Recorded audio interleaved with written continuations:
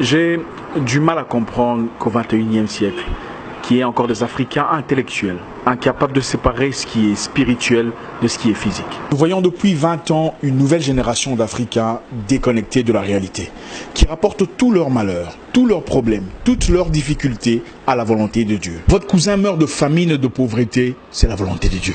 Vous faites 5 ans de chômage, sans argent, sans caleçon, c'est la volonté de Dieu. Votre neveu se noie dans la Méditerranée en quête d'une vie meilleure en Europe, c'est la volonté de Dieu. Mais finalement, c'est quoi la volonté de l'homme? La volonté de Dieu, c'est toujours dans le mal. Non, ce n'est pas la volonté de Dieu. L'Africain noir doit se décider de prendre sa vie en charge, de décider de changer son avenir. Beaucoup des frères noirs ont abandonné leur charge, démissionné de leurs responsabilités, par peur d'affronter la réalité. Les gens préfèrent laisser les choses entre les mains de Dieu que d'avoir le courage, la niaque de dire au gouvernement ouvertement d'arrêter de les tuer. Pendant que le reste du monde progresse, évolue, transcende leur réalité, les Noirs attendent la volonté de Dieu. Votre maman décède à l'hôpital, devant les docteurs, parce qu'elle n'avait pas assez d'argent pour payer les frais d'opération. Vous dites que c'est la volonté de Dieu. Vous ouvrez dans votre pays une entreprise de vente d'allumettes.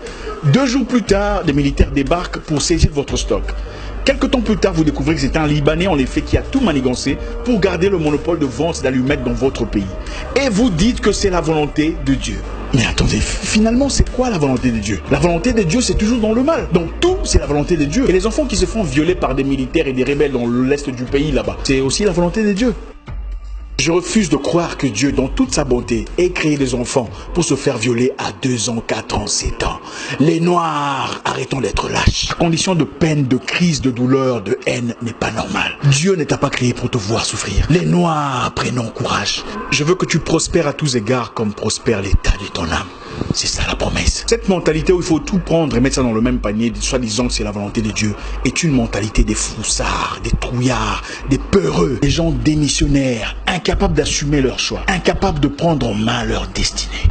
Pendant que la Chine envahit l'Afrique et prend en otage l'économie africaine, les Noirs attendent la volonté de Dieu. Pendant que les autres ont travaillé en communauté pour créer WhatsApp et Facebook, des plateformes qui sont devenues aujourd'hui indispensables à notre vie, nous attendons la volonté de Dieu. Nous sommes encore en bas de l'échelle, en train de fumer une pipe, en train de voir des jaloux, des méchants, des aigris partout, des gens qui n'aiment pas tes photos sur Facebook, des gens qui n'aiment pas ton Instagram, des gens qui sont jaloux parce que tu as voyagé business class. Il est temps de mettre hors business tous ces pasteurs qui vous prêchent la haine entre vous. La haine contre votre famille, vos cousins, vos amis. Vous n'avez plus de gens avec qui coopérer, plus de correspondants. Personne n'est à votre côté parce que vous êtes ostracisés, mis à l'écart. Toujours votre tante est méchante. Vos cousins sont des sorciers. Votre nièce veut votre peau. Finalement, personne ne nous prêche la... Qui sera la monstre de l'Afrique aujourd'hui pour nous prêcher la positivité, le courage, la bravoure? Qui sera celui-là qui se lèvera comme dans le temps pour guider le peuple contre ses ennemis? On viole votre mère, vous laissez ça entre les mains de Dieu.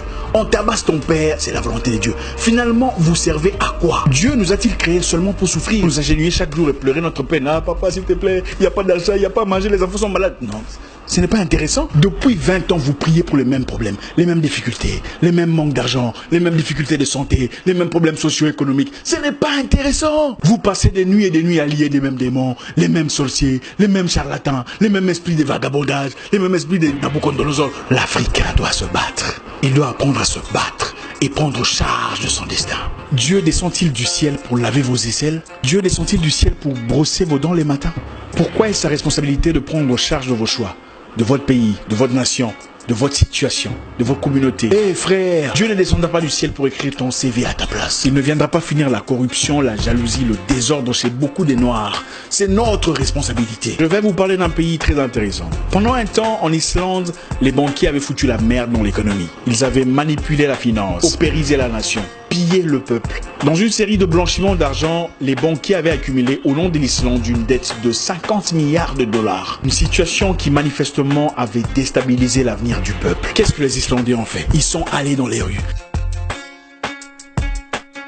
Ils ont jeté en prison les banquiers pour 75 années de prison et annulé la dette. Ils ont pris charge de leur destinée. Pendant ce temps, les Noirs attendent la volonté de Dieu. Et si je vous disais que nous ne sommes pas les seuls à avoir été colonisés? Le Singapour, la Malaisie et la Chine qui a été bombardée par le Japon. La Malaisie a eu son indépendance en 1947. Où sont-ils aujourd'hui?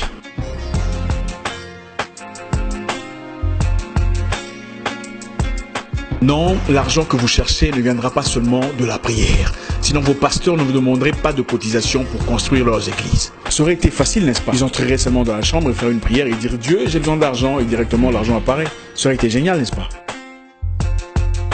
Les païens, les perdus, les idolâtres créent le téléphone avec lequel vous me voyez aujourd'hui,